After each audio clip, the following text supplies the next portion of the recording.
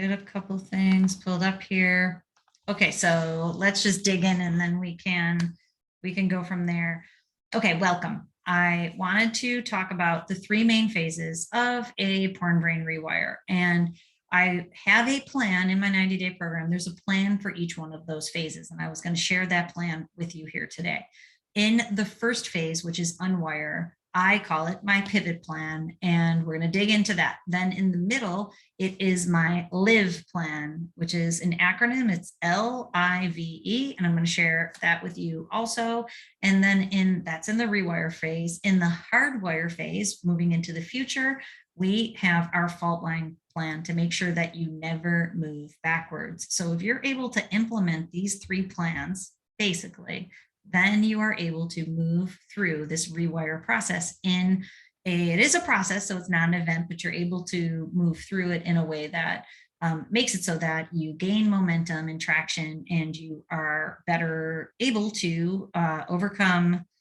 I'm just looking to see if Jamie's trying to join. I don't see her here. So that you're able to overcome urges and cravings in the first phase, and you are able to resolve trauma and trauma and dysfunction from the past. And then you're able to unlock that neuro rigidity that really can keep your brain locked in this pattern, that it stays there and it continues to need acting out behaviors or the screen. So that's number one. We have to unwire. Number two, rewire.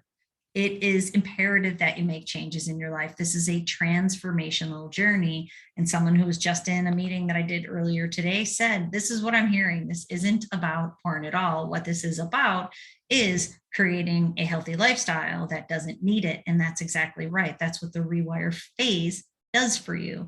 And when you do that, then you're able to set the foundation for a life of integrity that brings you out of shame, which is integrity is the opposite of shame, which allows you to move through to the hardwire phase. In the hardwire phase, we make a fault line plan, which means a fault line is what happens when there's an earthquake.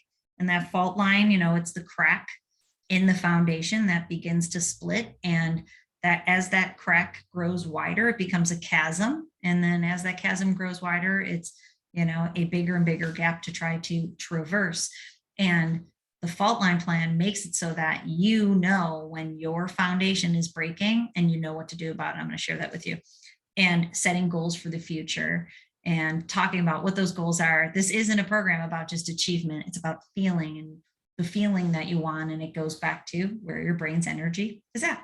Okay, so if you have any thoughts or questions, just let me know as we're going. Put it into the chat box. So you can see that there's a chat box here and you're able to put those questions in. And so then I will be happy to answer them as we go, or, especially at the end. I'm going to talk for, probably about 20 minutes and talk about unwire, rewire, and hardwire. And then we'll move to questions if you have them, because really it's time for you. And I know people have burning questions and I want to be able to get you the answers.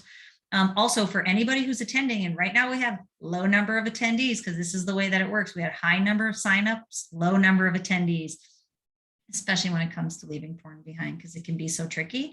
Anybody who's here and is attending will be put into a raffle for a brain profile that is done by me, and we meet for 30 minutes and I'll go through that brain profile with you. Hey, James. And so if you are here, your Zoom is taking, basically attendance of all the people who are here. So we will pick someone out of attendees and we will we'll choose someone to get the brain profile, and then you'll have a meeting with me. We'll have 30 minutes and I can answer all your questions, look at your brain, tell you what your brain is doing, and to be able to help you in that way. Because I do appreciate you coming and spending your time here with me today, because this is the reason I'm here, is because I want to give as many people as possible the tools that they need to succeed, to get out from underneath this thing. So a bonus is you can win the raffle and get a brain profile. And also Jamie's going to share with you in a few minutes that we have a coupon code too. If you're interested in any of our programs, we have small, big, and medium programs. And this is not to sell you anything. This is not going to be me selling you anything. But if you are interested in joining a program, that's how people really overcome this. And we have them in different sizes for different investments of your time, energy, and money. So we have a coupon code if you are interested in that. So we will get there when we get here. Kush, thank you for putting your question in. I will absolutely be answering that. And actually, it's the first thing I'm going to be answering in my pivot plan. So let's dig in. Jane, before I start, glad you're here. I wasn't sure if you're having difficulty getting in. I was having difficulty, so I'm sorry about that. No worries, no worry. But I'm like, I should try to see if Jamie needs help. Let's just go. Okay, so, and I was going to do some PowerPoints, and I decided not to do PowerPoints for today, but I can do them, and you can let me know if you think some visuals would be helpful. But I also didn't want me to feel like a class to all of you. So let's dig in. We're going to answer Kush's first question, and we're going to talk about the unwire phase. Now, the goal is, if you're interested and you have a journal, get your journal out, write some of this down, because you have to take the action steps to be able to move forward. I'm here to give you information. And okay, yep, I like it. Visuals would be helpful. And I do have, Jamie, I don't know if you want to tell them about the coupon code and give me 1 second to look in, because I do have a PowerPoint that I can pull up if. So if anybody is interested in the programs that Dr. Leigh offers, they are on www.drtrishleigh.com. I will send an email out following this recording, just to kind of give you the coupon code, give you the link so you can look over the different programs. But it is Trish 10, so it's TRISH 10, and that will give you 10% off of either one of the digital programs. Like Dr. Leigh said, we have all shapes and sizes. One is the fundamentals, which is $49. There are 10 fundamental lessons, video recorded with Dr. Trish Leigh. It's about 91 minutes of video recorded content, and you do get lifetime access to the program. There is a 30-day jumpstart program, and this is $499. It's 30 daily lessons, about 2 hours and 45 minutes of video recorded content, 30 daily action steps that are built on neuroscience. There are weekly reading suggestions, weekly motivational messages. You get this for a lifetime. And then we have the 90-day complete essential guide. This is nothing left out. Everything is in this guide. You will learn the how and why. And Dr. Leigh will provide you with all of the strategies, techniques, and tools to unwire, rewire, and hardwire your brain for lasting success. This program is $999 to $1,000. With the coupon code, it is $899.10. And we do have an option for a 3-pay option, and that is $333 a month for 3 months. And in this program, you'll get about 82 video recorded lessons. It's about 8 hours and 10 minutes, and step-by-step neuroscience action steps for each lesson, reading suggestions for each lesson, weekly motivational messages, and you get lifetime access to the program, high-tech brain training success guide. You get a personal consult with Dr. Leigh when you join the program, and we have live quarterly meetings in that program as well.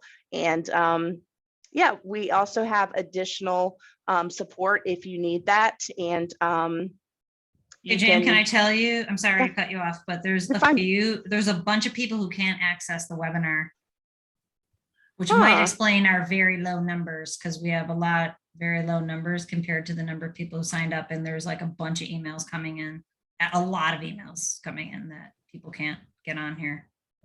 Let me check something out really quick. So if you could, it's because people are saying it says the event is live, but they're unable to attend. Are we in like the wrong link or something? Link takes you just to Eventbrite, which is why they can't get in. Okay, thank you, Brian, for telling. Oh, the email went to spam.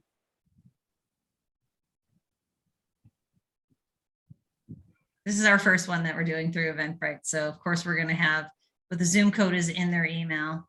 Maybe you could, did you send them a reminder though? That one. I did, and I sent the link.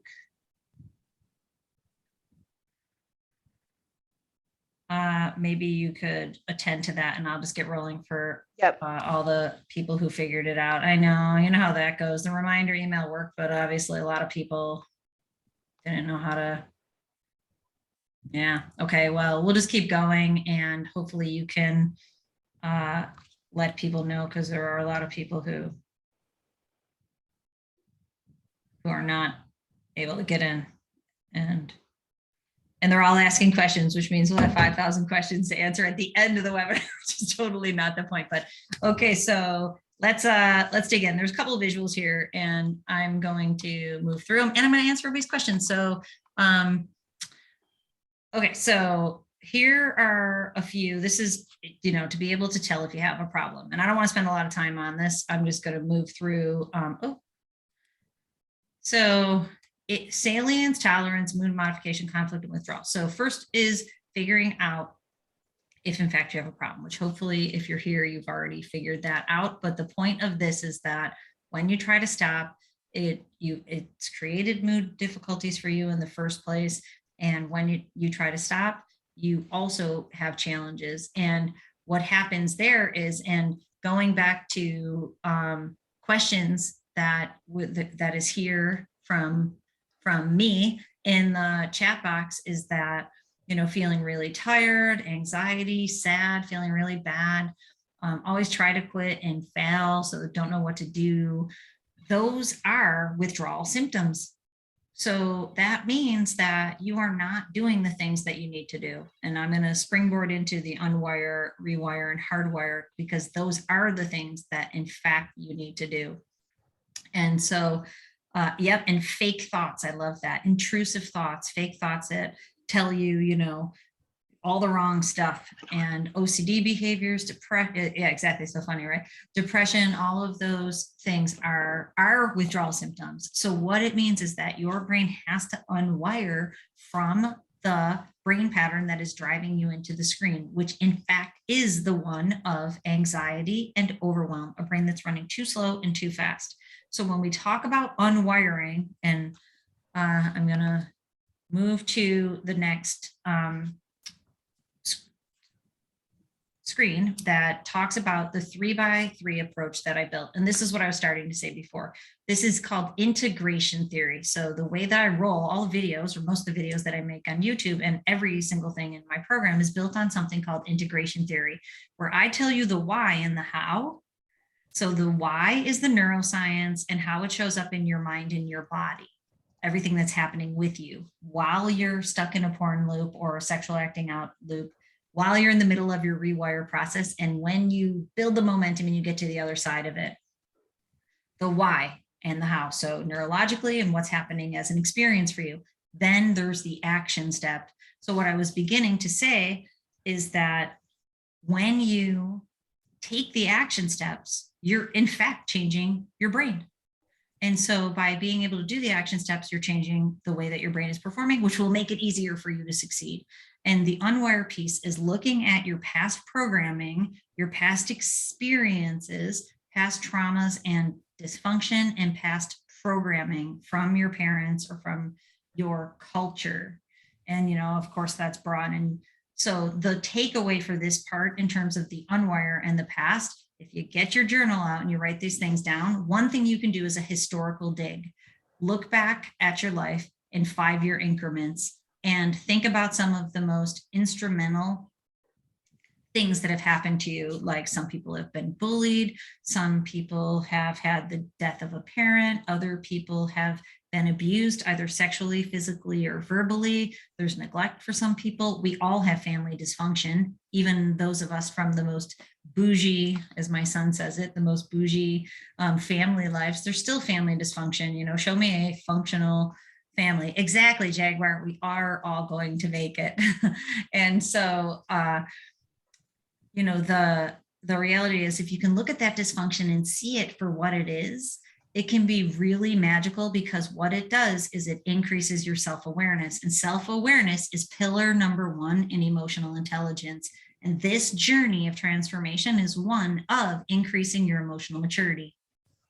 So when you become more self-aware of all the things from your past, your present, and into your future, it grows up your emotional maturity. And when you grow that up, you're also repairing your frontal lobe and the reward center in your brain. So the takeaway for the unwire in one button, and there's two main pieces in the unwire. The first piece is figuring out some of the driving forces from your past. And you might not even be able to see them or know them, but being able to look at what your experiences were, break them down, and how they impacted you and how they're impacting your behavior. And there's so much to be seen there. But again, you might not even be able to see it until you know what to look for. And I'll give you two examples that I've talked about before of my past versus my husband's past.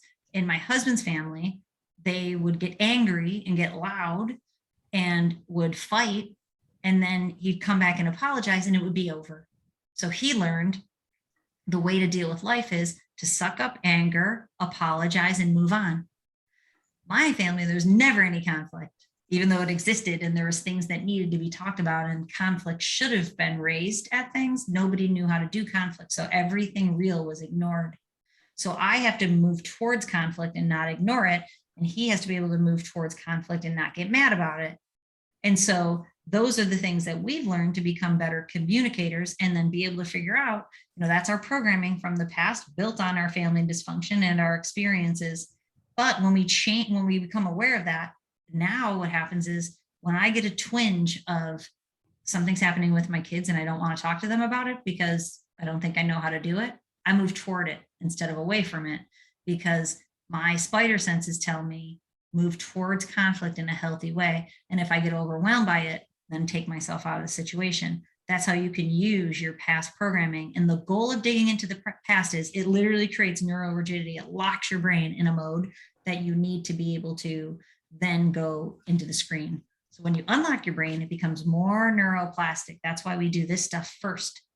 We unlock your brain, it becomes more neuroplastic and you can change it. The other piece, which goes back to Kush's question, is how do you overcome sudden triggers or sudden urges or cravings that reset the streak? You have to create a pivot plan.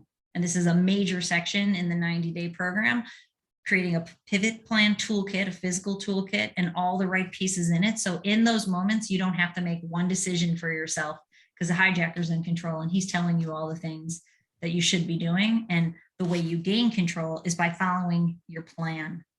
And you create this plan, your pivot plan, and then you run, don't walk to do it. You have 3 seconds to go implement this plan.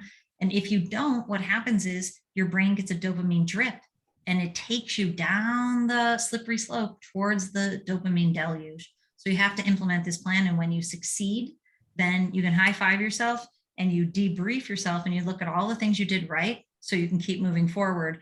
If you didn't succeed, you know how I feel about this. It's win or learn. There is no lose, win or learn. So once the brain fog's cleared from the relapse, you look at it and you go, what led me back? What pieces of this foundation that I'm building in the rewire did I let break down? I just talked to the 90-day group about this. And Jamie, you bounced off the meeting before someone shared that they nodded their head like, you know what? After you said that, you know what I let break down last week? Because they relapsed. They're like, I let this break down and that break down. They knew exactly what I was talking about when I said, because at the end of my program, what should happen is you become aware and you protect your new lifestyle, the foundation, because your life is so great. You protect that. You don't have to keep thinking about not watching porn. You just have to keep thinking about, what you've set up, my wonderful life. How am I going to keep that going? So to be able to do that, you have to unwire first. And that will pivot plan. You need to make a plan. Write it down in your journal and look at it. You can look at it daily so you remember what your plan is. Don't make any decisions in the moment. Do the thing you said you're going to do. And it should be dopamine producing, as highly dopamine producing as possible. Because remember, porn and masturbation and sexual acting out, they are super normal stimuli. They give your brain a ton of dopamine and a ton of stimulation, which actually can't be found in the real world. But you are going for close seconds and you're rewiring your brain to go, you know what? We don't go to that anymore to feel good. We go into the world to basketball, or into the world to dance class, or into the world to make music. That's where we get dopamine now. And those are the things that can really help you to do that. Okay, so keep moving forward. Hassan, I don't know what happens if you raise your hand and I answer it. I'm not sure how that helps us, but if you have a question, throw it into the chat box. I see you're going strong. Super beautiful. I'm glad to hear that. I'm glad that you're here. Just one relapse up till now. Make sure you learn from it. Win or learn, my friend. Win or learn. Okay, so let's move on to the present and talk about the rewire. Now, this is the crux of the program. So if you remember nothing else about the rewire part, you have to change things. And I signed my son up for a coach because he's feeling stressed out. He's going to college, and he's got some girlfriend stuff going on. You know how I believe in coaching. And so I got him a coach for teenagers. And he comes to me all distraught because it's not working. And I'm like, okay, tell me about this. I don't think I told you this. Tell me about it. What's going on? And he's like, well, she gave me affirmations and I didn't do them because they felt cheesy. And I'm like, well, did you make them into your own kind of affirmations? Like, no, they were cheesy. And she told me to do this, but I didn't do that. I'm like, dude, you haven't done one thing she's told you. So like, transformational journeys require you to integrate, learn, and do, right? The why and the how and the do. So, when we talk about the rewire, I tell you the whys and the hows behind it. And I've already told some of those things on YouTube, but in the program, it's all laid out. The gist of it is you might have to change your mental and physical environment. And, some people I work with, they literally have to get new chairs.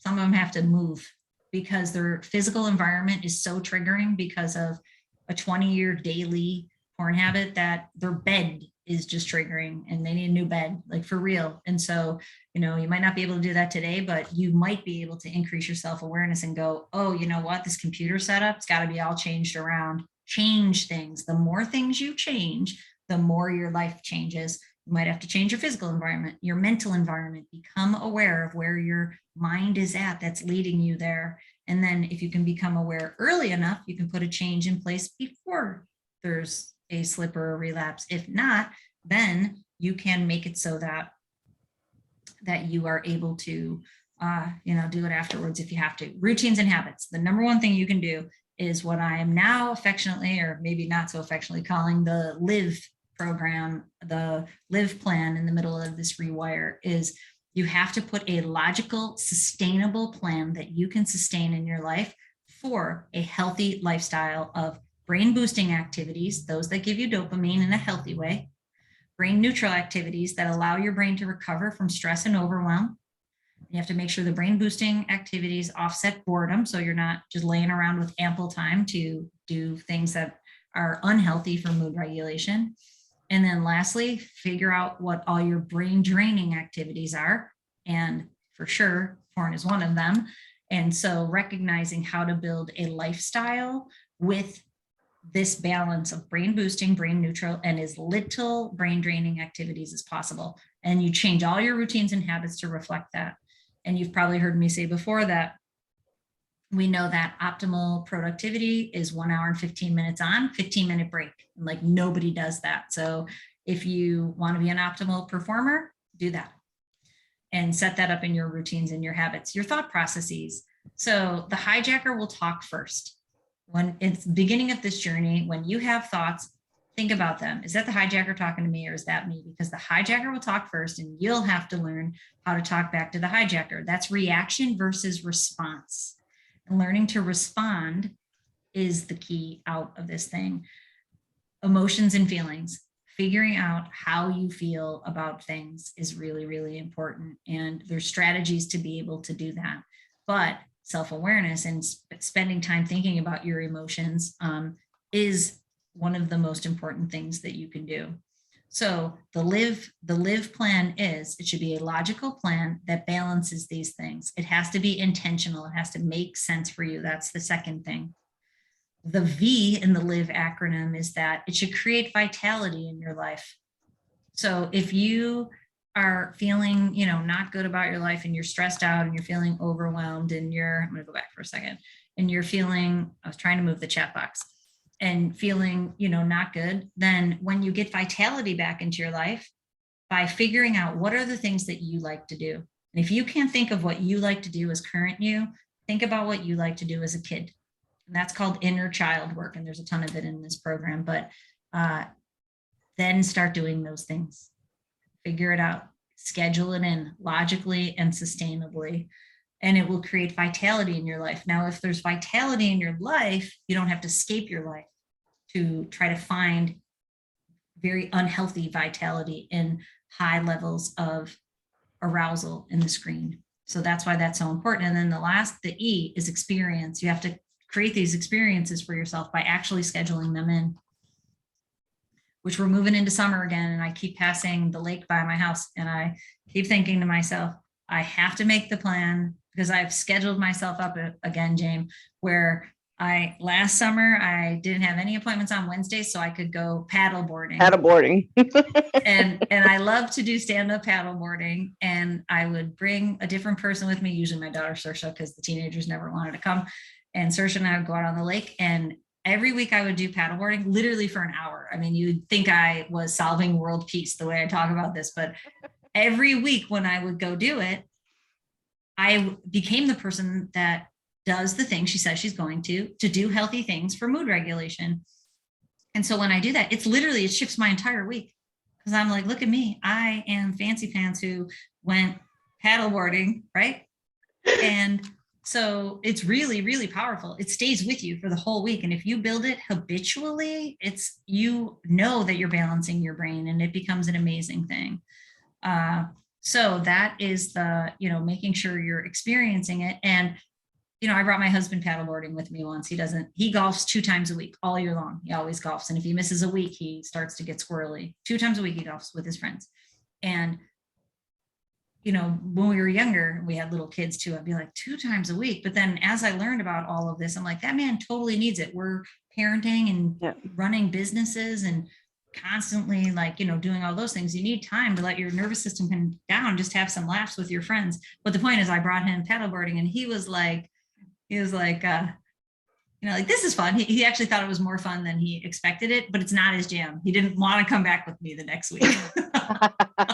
But I can totally tell when you do go paddleboarding, how the next day you are relaxed, you are calm, you're able to, get your, it's really like a reset for you. And, that's very important for everybody to be able to schedule that, brain boosting activity in your life to give you that reset that you need. It's that taking care of yourself also. And it's really powerful. Absolutely. And everything that Dr. Leigh talks about in here, she does. So, I can completely see the difference that it does make. Yep. Okay. Yeah, Mark, the L is make sure it's logical. And that means it's sustainable and you schedule it. If it's not scheduled, it's not real. You can't say to yourself, I'm going to play basketball once a week starting now and not put it into your schedule. And so put it into your actual planner. It's embarrassing how many planners I have, but this is one of my planners. Put it into your actual planner. And then I use my phone too. So neuroscience shows if you think about things on paper, that you will integrate and process them better. So I do planner. Yep, exactly. See, we walk the talk, right? You put things in your paper planner, but then, we use a Google Calendar and our alarms go off so that we show up in the places we're supposed to. But I'm telling you, in the summer, it's so easy to go. I'm too busy to go paddleboarding right now. I will ignore this alarm, but you can't ignore it. You have to keep going. I will answer your questions, so keep them coming because I'm going to transition out in just 1 second. I just wanted to talk about the future real quickly, because in the future, what we talk about is hardwiring in these new routines and patterns. And I just talked to someone who's not in a great spot, and I was talking to him saying like, okay, what new routines do you have going? Let's talk about that. And a lot of the routines he had going were ones that he could do in isolation: meditation, a good morning routine, a good evening routine, but he's looking for more connection. So he needs more good routines surrounding connection, like so many people do. So many people I work with, that's like a second step or it's next level stuff to get connected with people, with intimacy, building friendships, and then trying to find a person to connect with in an authentic way. But the point is, there was some good routines, but some bad ones haven't fallen off, and they all go back to feelings. So when you set goals for yourself, the goals have to give you the feeling that you're looking for. And loneliness was a feeling that he was feeling. So if you feel lonely, what you want to do is create a way that you don't feel lonely anymore. And that doesn't have to be a partner right now. You can do that in other ways, but especially if you're taking steps towards potentially meeting a like-minded, healthy partner, which no is not on a dating app, and no is not escorts, and no, it's not all the other, acting out. If you're getting into a group that you might potentially meet someone who's also interested in paddleboarding. And actually here on the lake, there is a group, because I'm always looking for healthy, like-minded friends, which aren't that easy to find in this world either. On the lake, there is a stand-up yoga class. So like, I haven't done it, but those are people that I'll answer that question in a second. But here's the point. Your future goals should create the feeling of calm, focused, peace, and joy, not just achievement. And what we're talking about here is coming out of hypersexuality, moving into healthy sexuality. So you need to learn how to regulate your mood. You need to learn how to come up with the goals that keep you in a place that you feel calm and focused while you are working and rocking out the lifestyle that you've created, and coming out of hypersexuality and creating healthy sexuality with your partner. And I will talk about that. I see some of the questions that will jump into it. Goals should be surrounding your feelings. And the fault line plan that you do in the hardwire is to figure out which pieces of the foundation are breaking down, and before they break down. And Jamie can attest to this because I'm a human being. Sometimes I have the fault line happen to me in my life. And for example, like I just said to Jamie, I now am scheduled every day of the week. Mm-hmm. I have a lot of kids. So when we move into summer, I take a day off my schedule so that I have a day I can spend with my kids, and I have a day I can do these things. And so if I don't change my schedule moving into a season change, I end up in a fault line, which happened last fall. And things start to break down, but I need to be able to do that ahead of time. All right, let's answer a couple questions and I can wrap that up. So the LIVE acronym is: L is for logical. Make a logical, sustainable plan, schedule it in. I is intentional. And, I think if you remember nothing from this entire webinar, remember to get intentional in your life. Think about the things you're doing and making sure they're on purpose. And when you are on purpose, porn and sexual acting out doesn't fit into that formula. It just doesn't. So when you get on purpose, you don't need it anymore. V is vitality. Your life should make you feel great. And I know people think that's selfish or not sustainable in today's day and age. It's absolutely sustainable if you want it. It just depends what you want. And E is you make those things happen in your experiences. And I know for me too, is that I can get stuck in the learn more stuff, but not implement any of it. Because I love to learn, and implementing is difficult. So you have to create the experiences in your life. If you want to lose weight, you have to exercise. You can't just read every lose weight book in the world. It requires you to change the way you eat and to move your body. It's just the way that goes. It's the same thing for this program. It requires you to change your routines and your habits and your thought processes. It requires you to look into your past, and it requires you to set some goals. And that's the real deal. And you said something really powerful when you force yourself, low key risk taking, having that adrenaline, for different things that you do in those experiences, make them what they are. And when we talked about it in the small group, it really was a powerful statement when you said that. Yeah, and that's what vitality is. And what let's see if I can, what happens if I, let me see. Oh, I can allow people to talk. Hassan, if I hit this, we can allow you to talk, which I will do in 1 minute. What vitality is being able to exactly hit the friction point of having some, anxiety, a little bit of anxiousness around it. So like when I took motorcycle lessons last summer, like I was totally nervous about going, but, and I went out of town, I had to get a hotel. I stayed overnight. I had to get my motorcycle gear, it hit the sweet spot of I'm going to learn a new thing. And at the same time, I'm excited about it, but I'm a little anxious about it. My daughter rides horses. She has a horse show this Saturday. She can't stop talking about how nervous sighted. But a cool thing she says is every time we pull into the barn, she goes 2 times a week to the barn to be around the horses, every time she says how she has that feeling inside. And I think that's pretty cool. Okay, so let's see. Let me answer a couple of these questions and then I can open up the lines here for a second. Are there differences between overcoming porn as a woman versus a man? I can tell you that unfortunately women, and this is just, obviously this is a stereotypical statement, is that it's the same. The processes are the same neurologically and the recovery is the exact same. And we have women in the 90-day program. We don't have a group for women because it's not a good idea to have cross-gender groups, but the 90-day program itself, we have women in who move through the digital program. The thing I was going to say is that what science shows is that when women get roped into an addiction, it can be more difficult for women. Their brains get hijacked stronger, so it can be a little bit more difficult to come out, but not impossible. We have women who are rocking it and coming out all the time. Let's see. I'm reading a question here.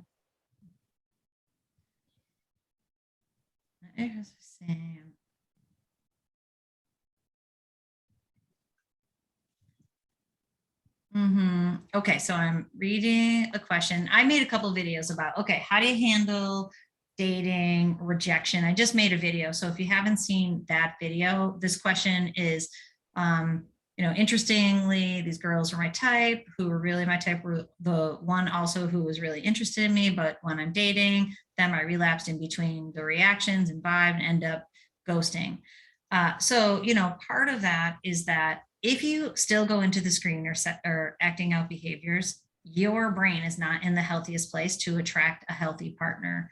And that becomes challenging because it will put you in a spot where, like, it's hypersexuality. So if a lot of people have told me this too in the program, that long story short, you may need to not try to find a partner and let your brain have a washout of sexual behavior, because a lot of people can be really successful with that at the beginning, because if you're trying to look for sex in a healthy way, but your brain's used to getting it in an unhealthy way, you're like crossing over those neural pathways, where if you give yourself a washout period, you can let the old neural pathways die off while you're creating the new neural pathways. And when they are fired up, then you start taking them. And when you're trying to do both things for some people, because, there's a lot wrapped up in that.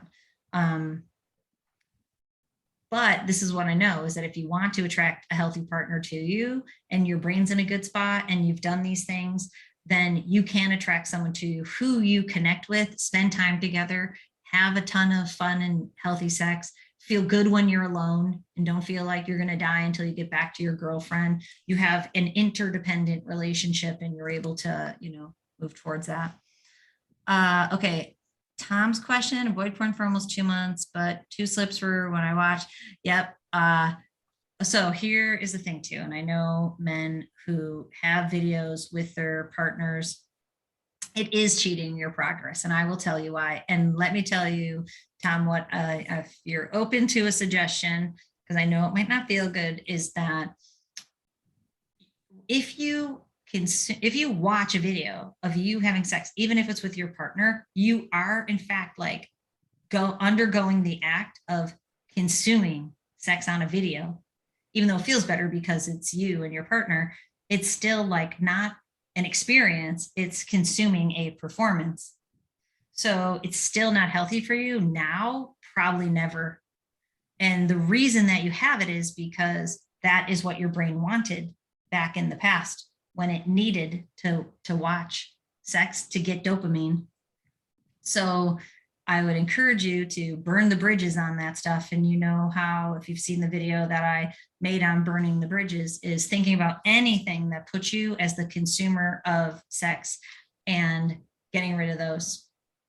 Because the hijacker in your brain will tell you it's fine, but really it's going to detract from your experience if you're watching it. So when I work with people, I tell them, adios anything that makes you watch sex, because you want your brain trained to experience it. They are 2 totally different things. Let's see what else. Mohammed, I'm going to talk real quick about fetishes. What do we got here on time? Talk about fetishes for Mohammed. And fetishes, I think it's really just a jacked up word for what your arousal template has become. So fetishes or your arousal template, whatever we're going to call it. And actually, I'm going to switch the screen to the visual for a second as I answer this question. The arousal template is what your brain had been conditioned to consume. So it becomes part of your arousal template. So whatever acts or genres. And for many people, fetishes go back to some type of experience in their childhood, or it could be the first kind of porn that you found, or the thing that gave you the most arousal when you were young. It goes back to kind of that first dopamine deluge. And it's linked that way for many people. And that's how fetishes or arousal templates really kind of get seared in your brain early on. And then when you consume pornography and you're watching that thing over and over and over, you are deep grooving those neural pathways. So depending upon how deep those neural pathways are kind of embedded into your brain, I will encourage people, if it's something that can be incorporated into a healthy sex life, to find a way to do that. And of course, you have to, have your partner be able to agree that stays in the sexual arousal garden. My mentor, I hate it. I don't like it at all, but I think it does the job. This kind of, analogy that you have to talk to your partner and agree what stays in the garden. If it's something your partner doesn't want to do, then it has to come out of the garden. You have to find ways to get over that. And if not, if it can stay in the garden, then you agree to it, and how often and what type, then you can get those larger dopamine hits from that part of the arousal template. But if it's unhealthy for you, you have to not fire up those neural pathways and fire up the new neural pathways for healthy sexuality as you're developing it. Have you answered the questions in Q&A? Because I told people to actually put them in Q&A and not chat, because there's so many things. I didn't even know about this here Q&A. So let me jump in here.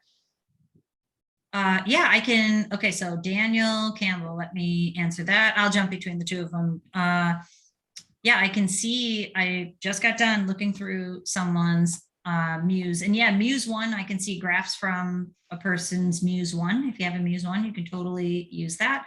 And I can see your brain graphs, and I can see progress as it's being made over time. Let me see. Let's read it. I don't have a porn addiction per se from Anonymous, but what I do have is a very high sexual urge all the time. That's hypersexuality. I tend to imagine about anyone I find attractive and then pleasuring myself. Hypersexuality in it, and your brain is using it for mood regulation. Very ashamed, built on a shame cycle. Women in your family. Yep. So this is something that happens to a lot of people, that they can become attracted to people in their family. But this is what I want to encourage you, so we can get rid of this shame cycle, is that your brain is looking for dopamine.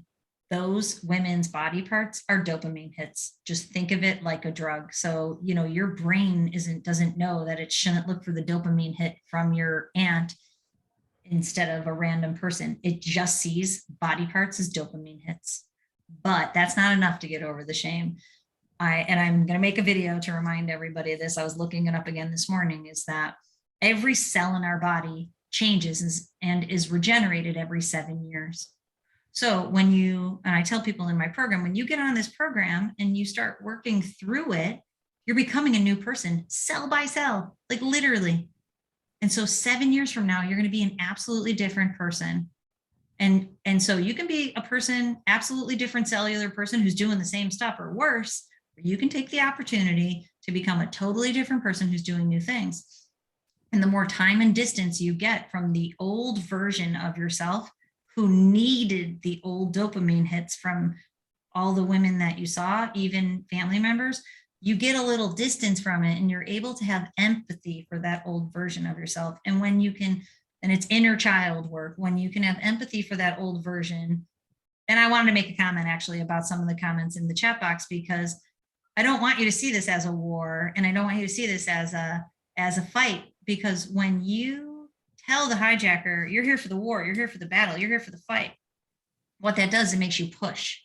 And if you've ever gotten a fight before, And you push someone, what do? They push you back twice as hard. And so they're attacking you back and you have to attack. That's not how this thing is won. This thing is won by building empathy and building love for yourself, first and foremost, for the rest of humanity, where you don't want to see them as body parts and you don't want to do anything that would damage your brain while you're using other people. So when you approach it like from love, and like I said, the feeling of you want to be calm and focused and at peace and have joy in your life, when you focus on it like as a transformational journey, I know it's abusive how many times I call it an opportunity, but it's true. There's an opportunity to grow and to develop. And when you see that, you can take the hardest things in your life and go, I'm going to use this. I'm going to squeeze the lemonade out of this thing and make lemon, I'm going to take these lemons, I'm going to make them into lemonade. So let's not think of it as a battle. And every day, don't battle the temptations, learn from them. And when you get a plan, implement your plan. And if your plan doesn't succeed, if it doesn't succeed, try, change, and try again. Don't just try it again, change it, and then try it again. Okay, let me move through. Ryan has I've noticed lately my sexual thoughts have been about my past real life sexual encounters rather than porn scenes that I've watched. Would you consider that progress? It might be considered progress. A lot of people do this, but don't stop there, because I work with a lot of people who really do get hung up on that for a long time. And that is not a place that I want you to have to stay in for any amount of time. So, come out of fantasy. And when here's my fast spiel on the past, present, and the future. When you go back to the past, use all your past experiences to inform your present behavior and kind of take the lessons out of it.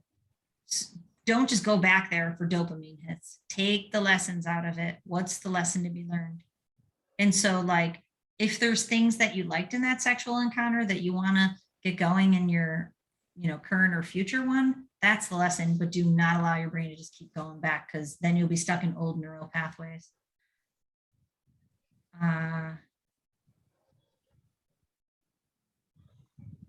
Oh, sure, Princess, how the hijacker is stronger in women. So, and this will be pertinent for everybody, even men or women who are listening. So basically, there's a cycle of porn addiction, the way that porn becomes addictive in the first place and then develops over time.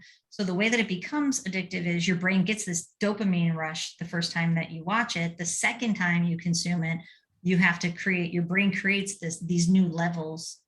So what happens in women is that those levels become even higher right away.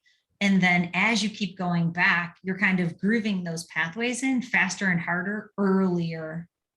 And so addiction happens to women a lot less, but when it does, it can be more difficult to unwire those neural pathways, but not impossible. So the takeaway is it's the same mechanisms for men as it is for women. You have to look into your past, resolve it, unlock the neurorigidity, figure out what your patterns are, change them.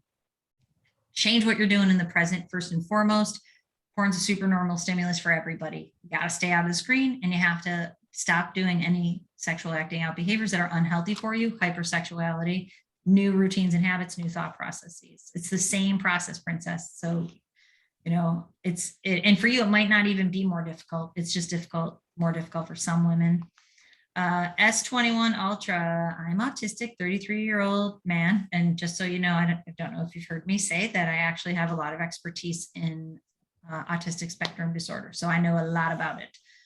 So I'm single. You will not be forever if you don't want to. And if you are discouraged about that, you can look up, because I am an expert in autistic spectrum disorder. I get served things. You know how that goes? The things that I'm always getting served about people who are on the spectrum who found the perfect mate and have gotten married. Anybody out there can find the perfect mate if they want to. Yep. But you're totally right that if your parents support you the whole time and they don't make a plan for you and you don't help them make a plan for you, that you may end up living with them and not developing. This life's tough, skills. Man. It's not, you got to develop the skills. And, even people who aren't autistic are stuck in this position. And what I say to them, like a few people I'm working with right now, I'm like, you don't cut the cord from your parent. Especially if you're on the spectrum, you should be able to, your parents should be able to help you get support services that you'll qualify financially to get for free. A job coach or a life coach that can help you make a transition plan. One of my best friends has 2 sons that are on the spectrum, and she's been life planning her son's transition since he was like 5. And honestly, she had to get a wait list. She had to get on a wait list when he was 5 to get housing for him. And now he's 25, and she's working the plan she started making. Okay, but let me keep reading here. Edging, we'll talk about edging, because edging to porn for over 20 years. So more of your problem might be edging to porn than autism, to be honest, because if you've been edging to porn, you are knocking out your frontal lobe and you are desensitizing the reward center in your brain. And if you're a person on the spectrum, your brain pattern is already in that direction, which means you're doubling a baseline that's different from a neurotypical brain. So edging's the bigger of the 2 things that you need to address there, which is exactly what we're doing here. Yeah, and then binaural beats, what you're doing is when binaural beats is a lower grade type of neurotherapy, and basically what it does is it puts a frequency of sound in one ear and a different frequency in the other ear, and they cancel each other out, but your brain is being attuned to that frequency. So for you, depending upon what frequency you're using for binaural beats, you're probably slowing the brain's energy down so it feels more euphoric. So if that's what you're doing, if you're slowing it down, you're going triple on the slowing down of the brain, which is going to make it so that you can't use executive function. It's going to make it so that you have more of the issues that you might be thinking is because of autism. It could just be because of what you're doing to your brain. And then, yes, there's a lot of cultural, as a Mormon, and actually I just recorded a podcast with Zach, who's going to be one of the coaches that's working with me. We record a podcast and I have to make the video on YouTube live, but he was talking about how he was a virgin at 29. He's like physically, not mentally, because he's someone who's overcoming porn addiction. And the podcast is really great. It's a really great podcast that I just put up last week. But, talking about how he fell into this because he wasn't, supposed to be. And yes, and I gave a big spiel to someone today about, there is a biological need for sex, but there's not a biological need for porn or edging or even masturbation. That's hypersexuality, and that hijacker's convincing you it's your biological need to keep leading you back for more. Daniel has a question about how does a person heal from PMO following a divorce? Very carefully.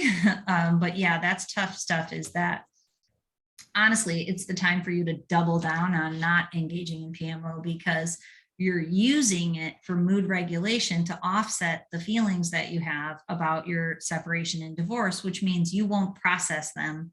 And you need to be able to move through the grieving process, which is a 5-step process. You keep going back into the screen, you're avoiding that process. So you're making yourself feel better in the short run by avoiding the work of, growing from your experience and coming to acceptance, which is the last phase of the grieving process. So I would really encourage you to follow this type of program. If you don't have the inclination to join my program, start working some of the things that I'm telling you here today so you can get to the other side of it. Process your divorce so that you don't pull this stuff into your next relationship, which you can have if you want. Let's see. Jamie, did you have anything to add? Because we're going to be, why don't you give them the coupon code while I look at the last couple of questions to wrap up? Yeah, so the coupon code, and again, I will send out Good night, an email. Hassan. Hassan's going to bed unless he already left. Good night. I see he's using my suggestions that I've been giving him. I'm very proud of you, Hassan. So just wanted to say that. Yeah, good. I'm trying to get back to I was emailing a couple people while we were on here. Oh, okay. Yeah, cool. All right. Yeah, so the coupon code is going to be Trish10, TRISH10. And I'll also follow up with an email with a link. So if you can just click on it and go to the programs, and it will tell you what is included.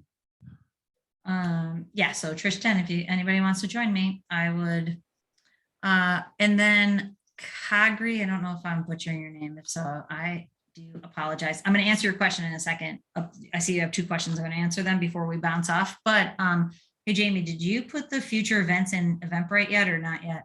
Not yet. I've got to do that this week. So they will be in there for next week. Or they will be in there tomorrow, actually. And the website's drtrishleigh.com. You didn't put the DR on there. Oh. Listen, girlfriend, I didn't go to evil. No, I'm only kidding. That's from, what's that movie called? Anyway, let me answer the question that Kagri, if that's how you say it. So one of the questions in the chat box is, it's easy to sustain for several weeks, but then relapse after a few months in. This is classic. This happens to people all the time. And a single trigger simply becomes irresistible and end up edging you relapsing repeatedly. That's called the chaser effect.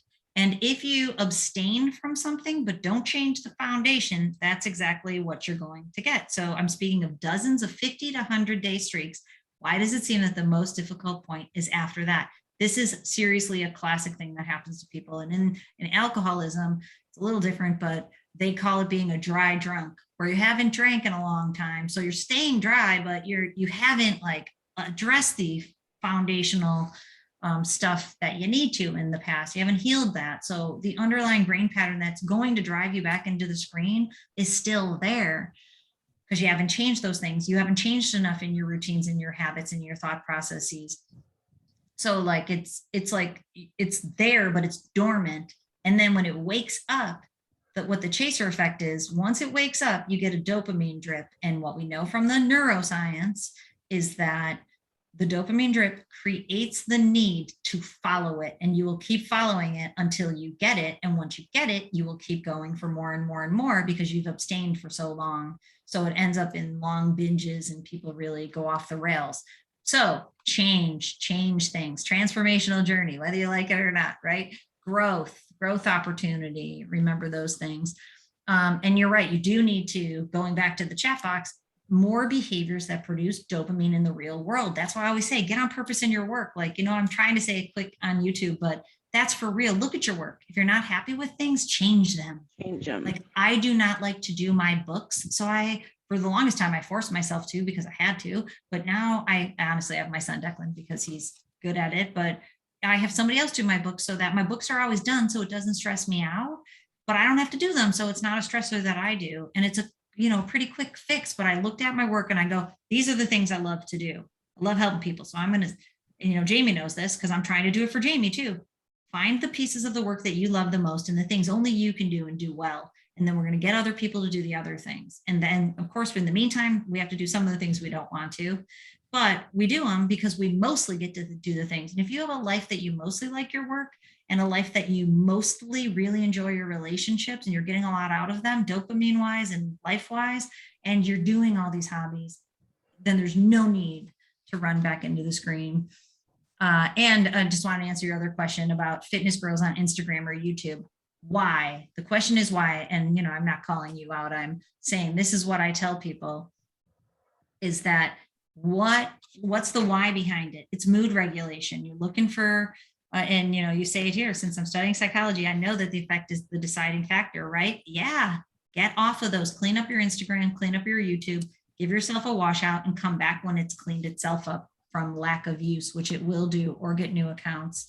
And you can change it. You can just unfollow all those people and follow 50 motivational feeds. Every time I go on Instagram, I just motivated for 5 minutes. It jacks me up. It makes me want to run 5 miles and work 12 hours. It does, because I just read motivational stuff. So I'm like, I read parenting stuff so that I stay in the place where I want to stay parenting. I always love the Enneagram personality stuff, which helps me interact with all my people. So I'm always following Enneagram pages. I follow fitness pages. I like to cook. Cooking's a great executive function. So I follow cooking. Literally, if I go on Instagram for a few minutes, I am so jazzed up about my life when I get off. That's the point. It's back to my life, not escapism from it. Yeah, resume your YouTube channel. 7 million views. That's a beautiful thing. Then we can collaborate. We'll heal the world together. Yeah, and you're totally right. Leaving your parents' home can really help you out. Okay, so I have to wrap up because I have to bounce, and so I'm not the last mom in carpool. You know how that goes. If you have ever been the last mom in carpool, it is highly frowned upon.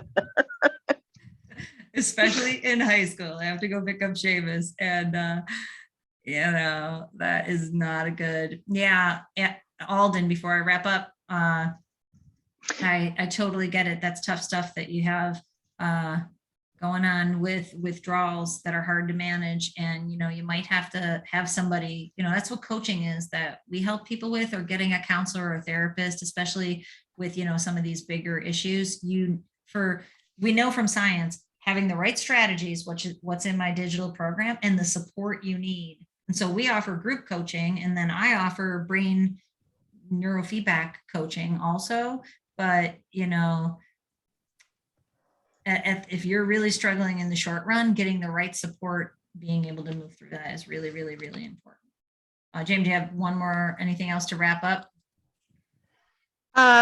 The brain performance assessments that Dr. Leigh, I hope you didn't forget about that.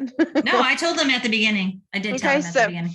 I have done it does an automatic, like, put y'all through this thing, and it chooses somebody. So Eric Drake has won the brain performance assessment. I will reach out to you via email to let you know exactly what that, you know, all includes. Did you talk about what it all includes? Yes, just briefly. But so what that includes is we will send you a link. And actually, I can go back to this page for a second, because if you have the Muse, we can do it using the technology. If you don't, I can do it without technology, using like an assessment tool to find out where your brain is at. So if you have the technology, obviously that's a cooler way, because I can show you how your brain is actually performing. But I've done it both ways for people for a really long time. So what you'll find out is, you know, what brain performance pattern your brain is using. And if you have used the Muse, if you have graphs, we can look across them. But it's a really good starting point, because if you engage in this journey, your brain really does change over it. So that's the cool thing. Then, of course, every time I meet with people, I try to give people, I succeed at giving people 3 action steps, if they can handle it, between 1 and 3 action steps to go make those changes in your life. And then I hold you accountable to them. So we'll do a little bit of that, and it usually moves people forward pretty quickly. Well, I thank you all for coming. That is a $399 value. So I am very excited for Eric. I know that you will really enjoy that. And then you get to meet with Dr. Leigh for 30 minutes to talk about the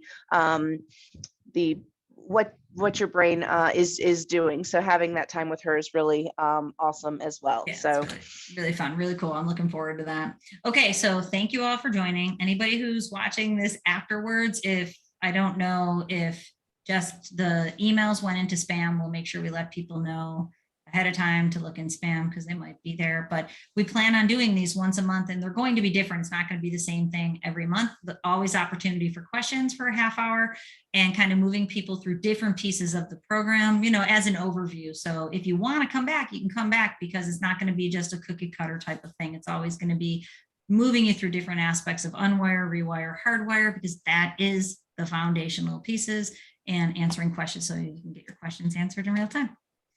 So thank you again for joining me. I appreciate it. I hope it was helpful. And again, if you want to join the program, I'd love to see you. And we have small, medium, and large programs, like literally to meet your needs. The coupon code works on any of them. So we'd love to help if it feels good. And if not, I'll catch you on YouTube with some cool new videos we have coming out. And, you know, as always, control your brain, or it'll control you. Thanks, Jamie. Thanks for joining me. Thank you. Appreciate it. Have a good day. Have a great day, everybody. I appreciate it. Bye. Bye.